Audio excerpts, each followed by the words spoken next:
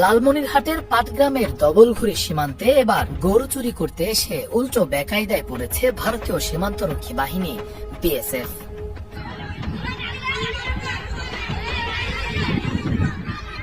মঙ্গলবার সকালে সীমান্তের কাছে বাংলাদেশি গরু ঘাস খাওয়ার সময় কয়েকজন বিএসএফ সদস্য এসে গরুর দড়ি কেটে সেগুলো ভারতের ভেতর নেয়ার চেষ্টা করে বলে অভিযোগ ওঠে।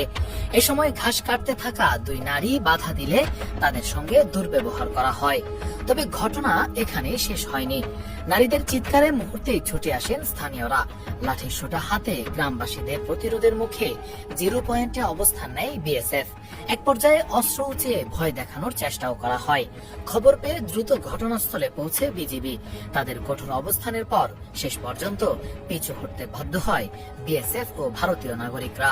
স্থানীয়দের ভাষায়, গরু চুরি করতে এসে এবার নিজেরাই দৌড়ে পালানোর পরিস্থিতিতে পড়েছে বিএসএফ।